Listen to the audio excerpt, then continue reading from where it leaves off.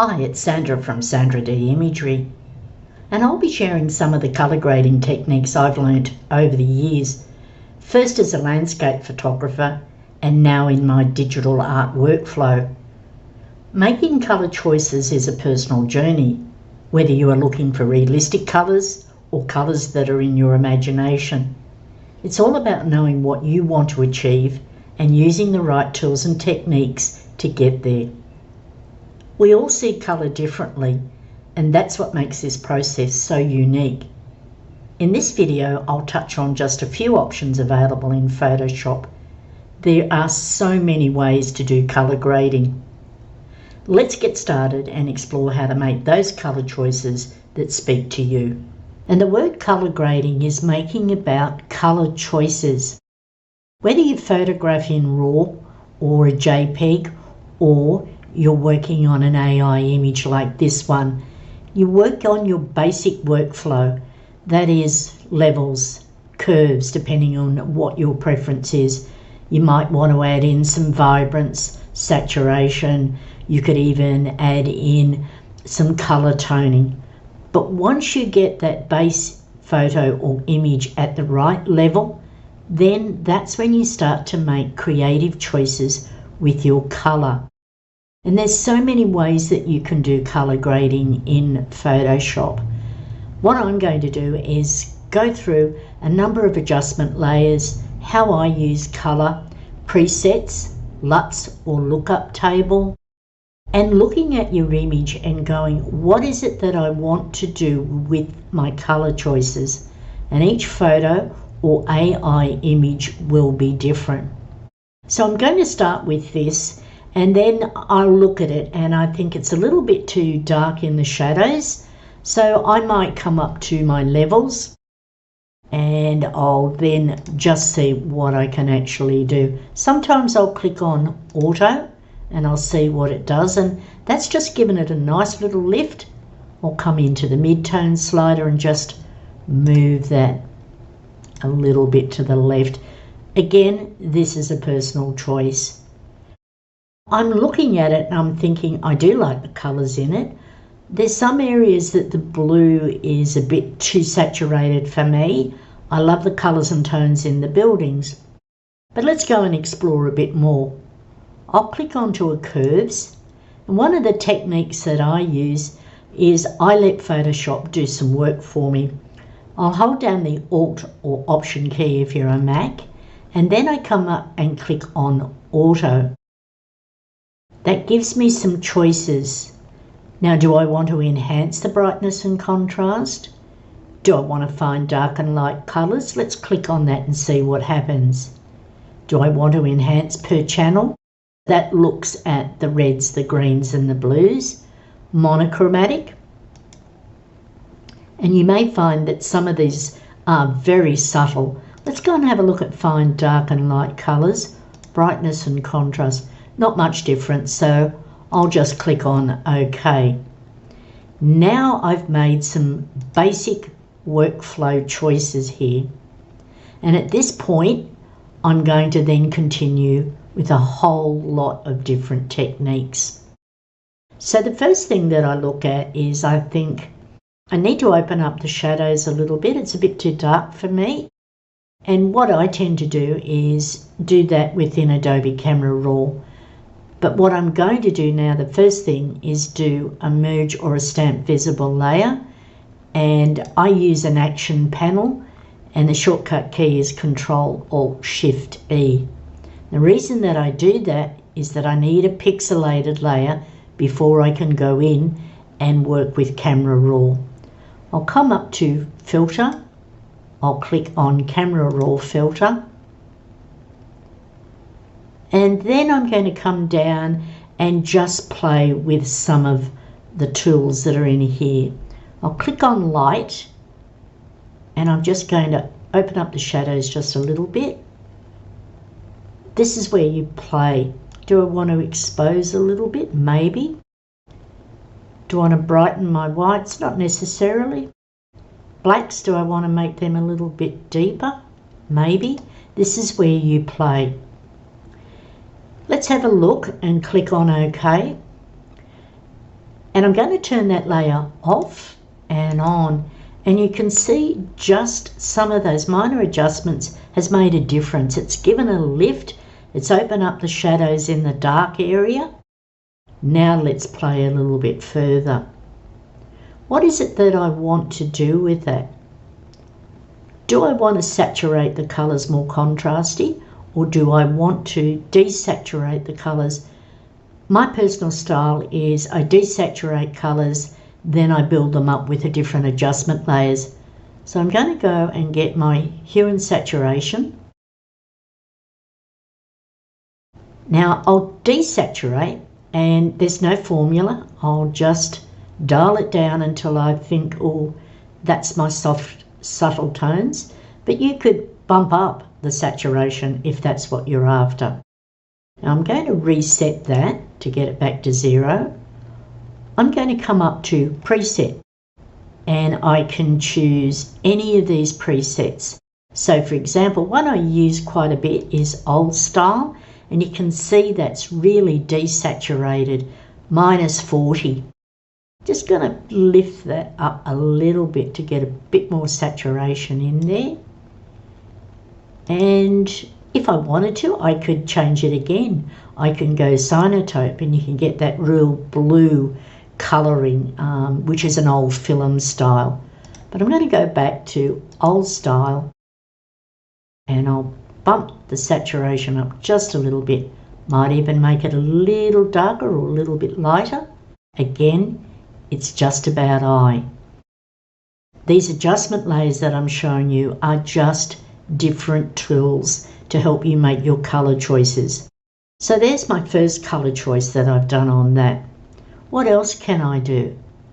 I could go up here now and actually use a photo filter. I'll come here, click on the camera, and you'll get like a filter, and by default it goes to warming filter.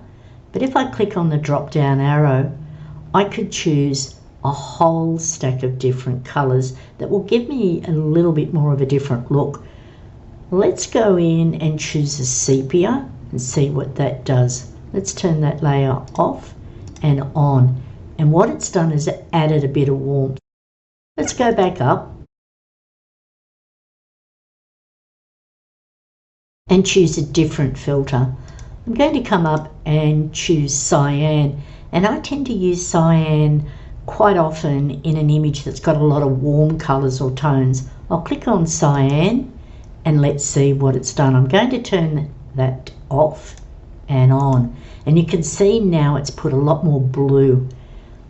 I could change the density if I wanted to. Let's come back up and see what else. Magenta. Let's go in and see what I get. I'll turn that layer off and on. So these are about using different coloured filters to get some different tones within your image. Let's say that I'll leave it at magenta. What I do suggest is that you play with these different adjustment layers on your images and see what you can actually come up with. Now I've done a colour filter, and I think, oh, it's a little bit too blue up in the sky.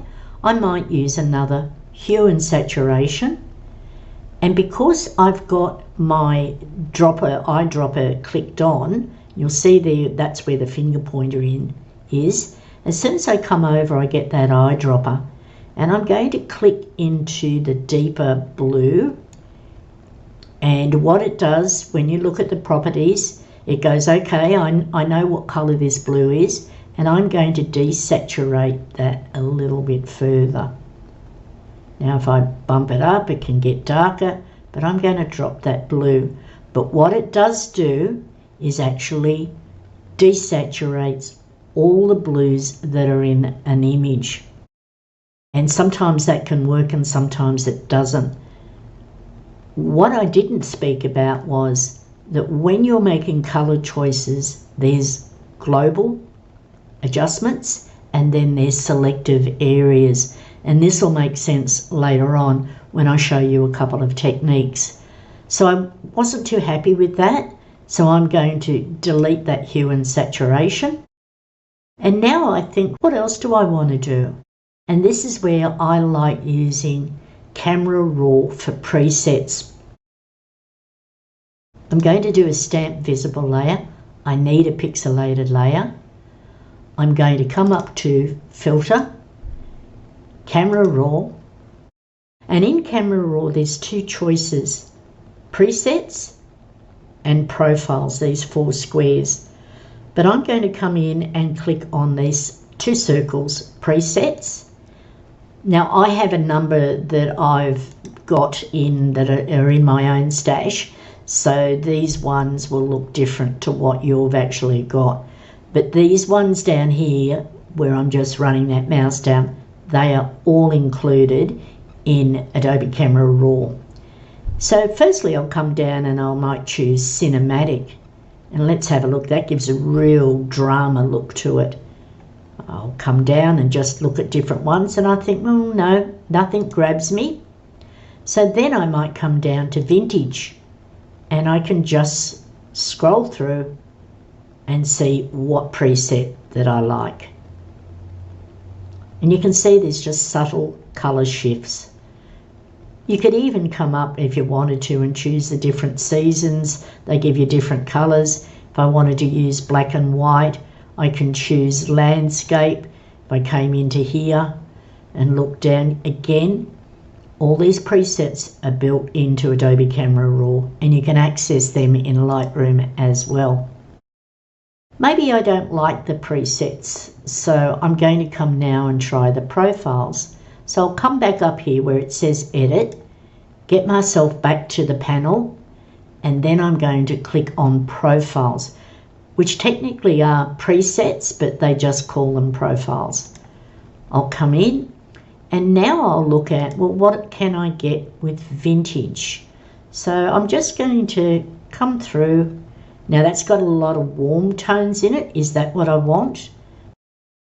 So I'll keep going through all these different profiles or presets. Let's collapse Vintage and see what's under Artistic.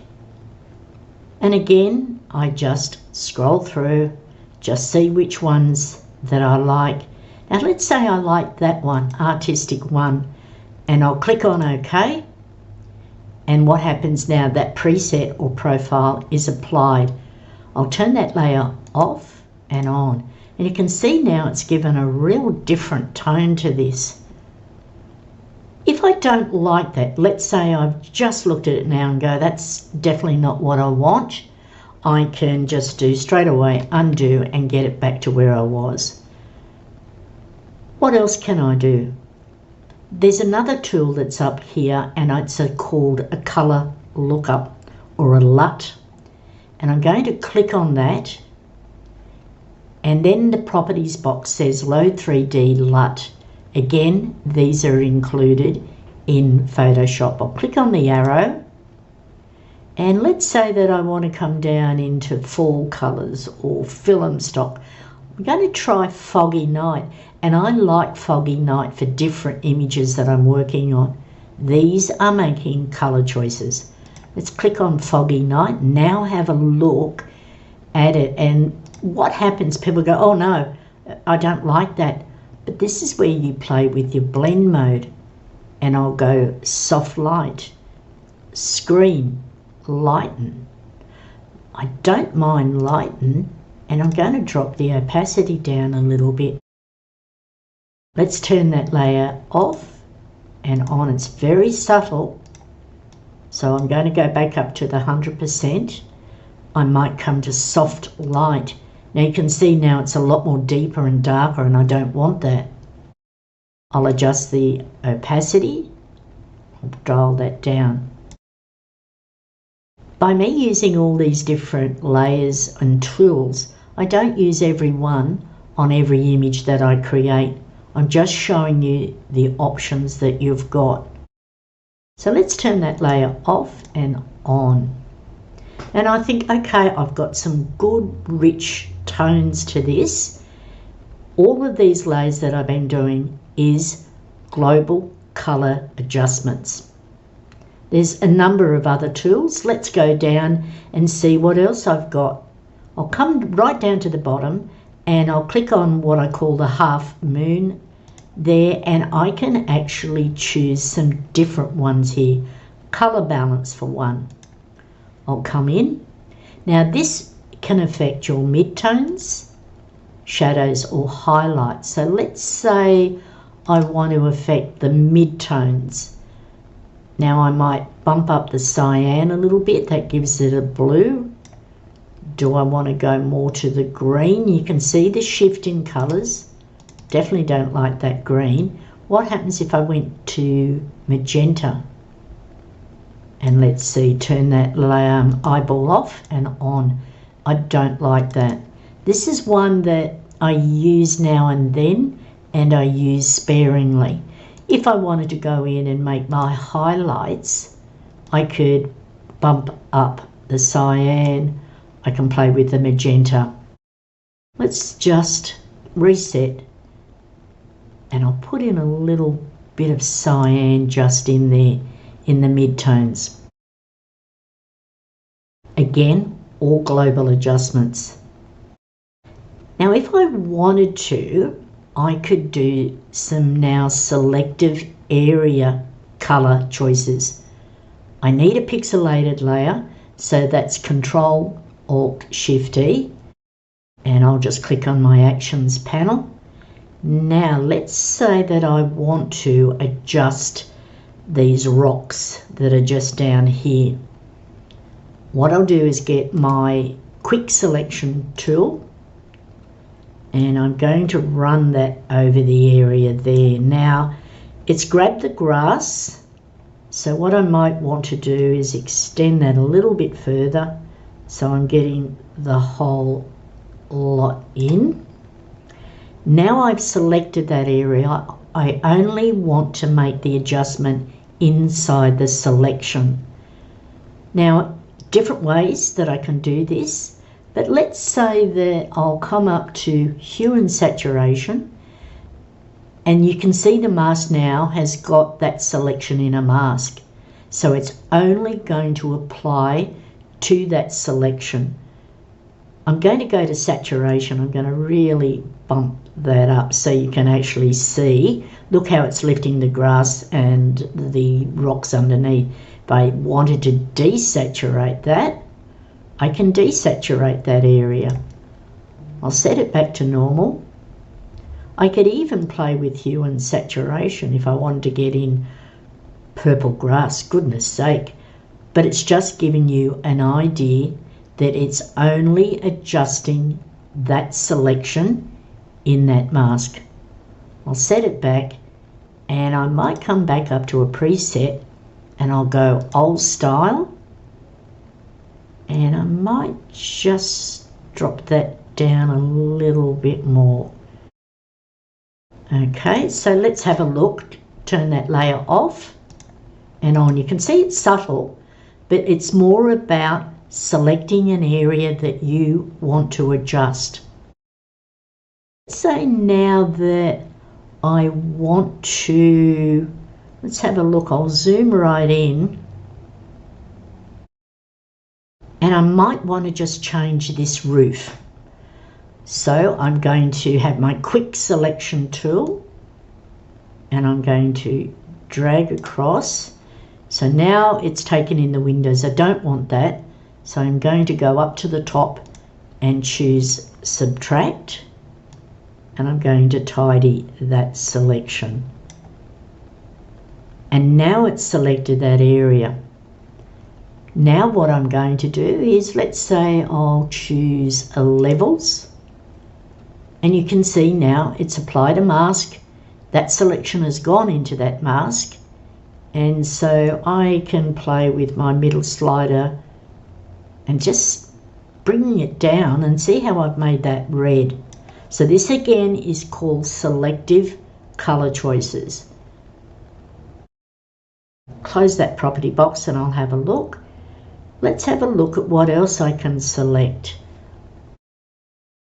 I'm going to select one of the turrets of the towers. So I'm going to pick one of probably the easier ones.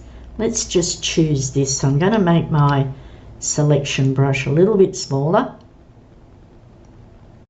Now you can see by default it's just gone in and selected other areas that have got similar colours.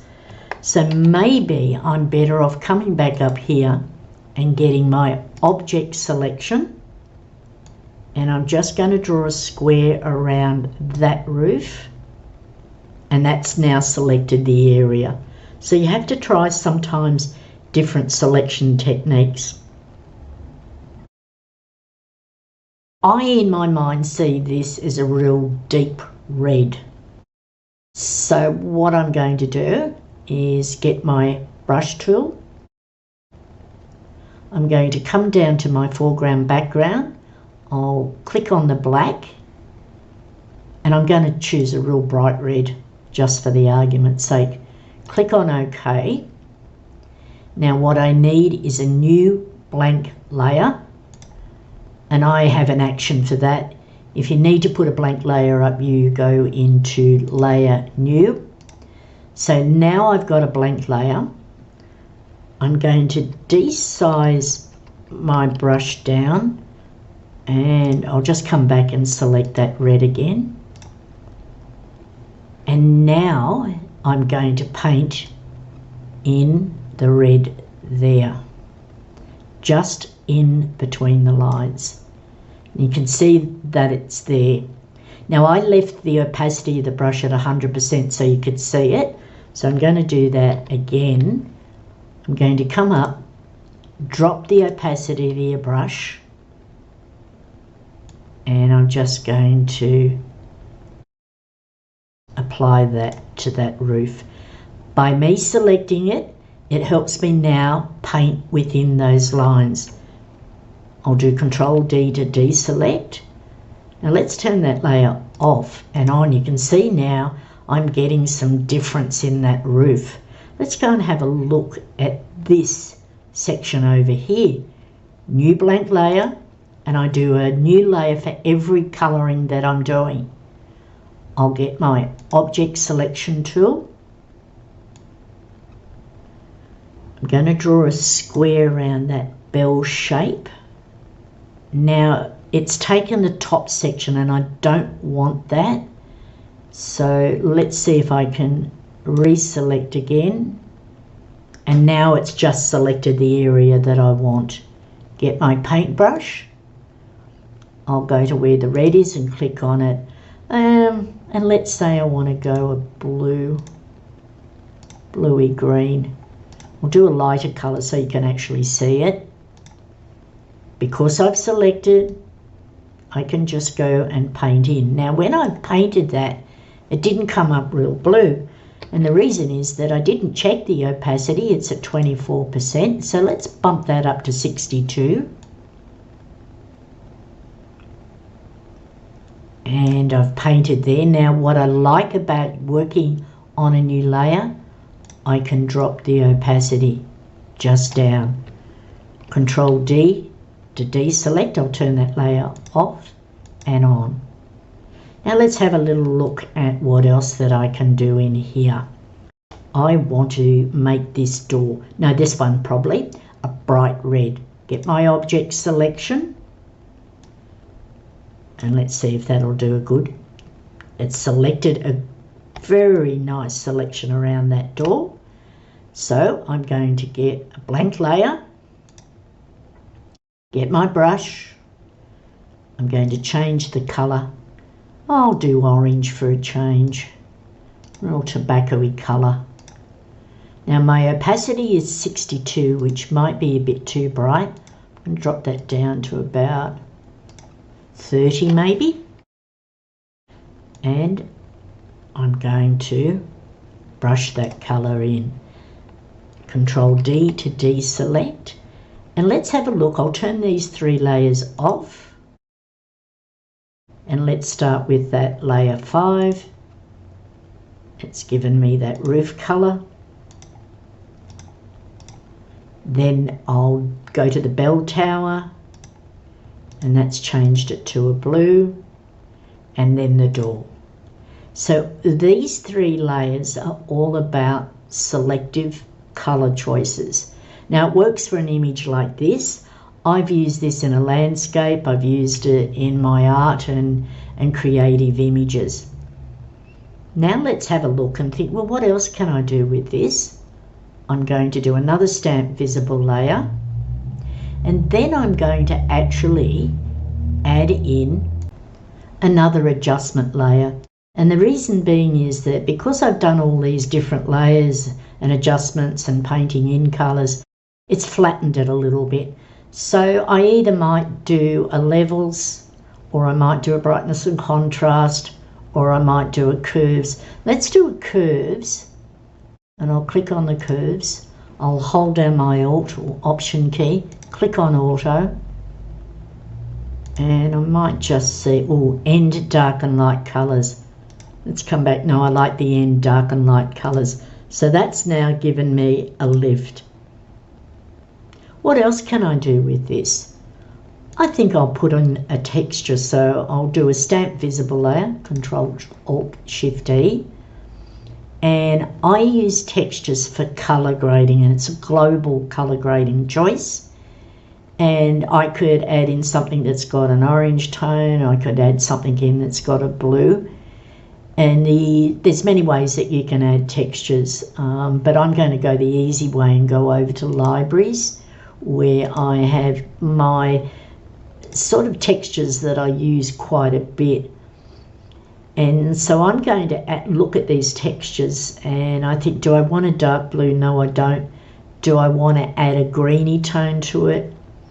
I could go a linen base. I might add some copper magic. These textures are available in my shop, and I tend to use them in my own work as well. So I'm going to click on Copper Magic, drag that across to the image, and it comes into your transform box. So you just size that over your layer, and I'll click on the tick, and then I'm going to use Soft Light, and I'm going to drop the opacity. This is where I experiment a little bit. And I think, no, I don't like that, so I'm going to delete that. I might come into more of a neutral one. There's a hint of grey. I've got some different ones. I think I'll go a hint of grey. Yep, I'll go the hint of grey. I'll drag that across. This has got more of a linen textured look, and it's what I call a neutral colour. And a neutral colour sometimes can work over a colour that's got a lot of blues and warm colours in it. So I come to my blend mode, I'll go soft light, might even drop the opacity down. Now, what I don't like is that it's made the buildings a little bit softer. So I'll just turn that layer off and let's have a look. Actually, that doesn't work too bad. So I'll turn my layers on and off. And what it's done is just given that sky a nice lift with a little bit of texture. Now, if I didn't want that texture on these buildings, I'll apply a mask. I'll get my brush tool, make it a bit bigger. I'll put my opacity up around about 78. Now I've just checked. I've got to make sure that I have the black and white. So now I've got the black. And you can see on the mask, I'm brushing that off. Might even go up to 100%. So this is a mixture of a global adjustment where I put it all over the image, and now I'm masking it away. But I'm going to delete that layer mask and leave it all over. So what else can I do with it? There's many things that you can do with color choices. As a reminder, it's about global, then selective, And if you're doing composite images, color grading is more to when you've finished your basic workflow, then you start making color choices. I'm going to do a stamp visible layer now to finish this off. And I might go up to photo filter, choose cyan, adds a blue. Let's turn that off and on. And there is my whimsical building floating in the sky. Now, my personal style is the soft muted colour palette, but your style may be more contrast, more vibrance. You might like the vibrant colours. Again, it's your personal choice. It's about making global colour choices, then selective colour choices. Let's go down and see where we started with this image and the finish. So I'm going to turn off all the layers, and that's what we started with. And then I'll turn all the layers back on, and that's what we finished with. And you can see there's certainly a difference with the different layers and techniques that I used. Let me recap. I used hue and saturation, levels, curves. I went into Camera Raw and used some of the profiles or the presets. I used a LUT or a lookup table. I used a color balance. Many choices that you can use. Have fun and play with color and see what you can create.